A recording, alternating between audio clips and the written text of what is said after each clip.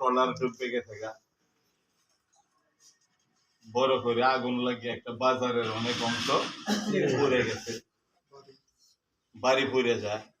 তখন কিন্তু আমরা একটা জিনিস, যারা পত্র পত্রিকার সাথে জড়িত, ফেসবুক বা মিডিয়ার সাথে জড়িত, তারা আমরা দেখি যে এই দুর্ভোগে সরকার এবং অন্য কোনো দল আগে যাওয়ার আগে জামাত ইসলামী যদি খবর পায়লা তাহলে তার আগে যায়।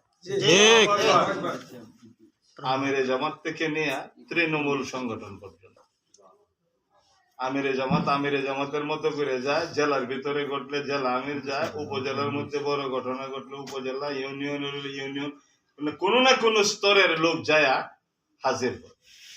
হাজির হওয়ার পরে আমরা এটাও দেখছি যে বৈষম্য বিরোধী ছাত্র আন্দোলন, এই যে শত শত লোক শহীদ হইল, তাদের প্রত্যেকটা পরিবারকে আপনি জিজ্ঞাসা করবেন, দেখবেন যে আপনাদের পাশে কারা সক্রিয়ভাবে ছিল, তাদের কণ্ঠ থেকে জবাব আসবে জামাত ছিল আমাদের পাশে সক্রিয়ভাবে ছিল। এই যে যা এই সবগুলির মধ্যে খরচ আছে না নাই? এই খরচটা কেন্দ্রীয় সংগঠন সংগ্রহ করে আপনাদের কাছ থেকে, এটা কিন্তু আমরা বুঝদারি না।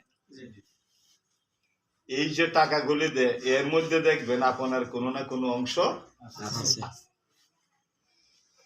এই জন্য সংগঠনের দুই ধরনের ফান্ড, একটা হলো নিয়মিত আর একটা হলো অনিয়মিত।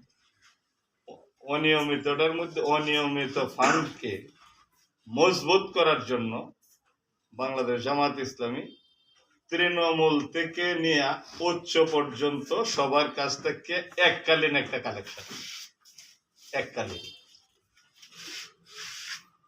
মানে বছরে এককালীন একটা কালেকশন দিলে এই টাকাটা ইউনিয়নে যায়, ইউনিয়নতে উপজেলা, উপজেলাতে জেলা, জেলা থেকে কোথায় জায়গা কেন্দ্র, এই কেন্দ্রে যা যায় এইগুলি নিয়ে আমিরে জামাত দৌড় মারে। চিটাগাং বন্যার জায়গা, সিলেট বন্যার জায়গা, বিভিন্ন জায়গা বন্যাতে চলে যায়, জেলার পক্ষ থেকে এইভাবে দৌড়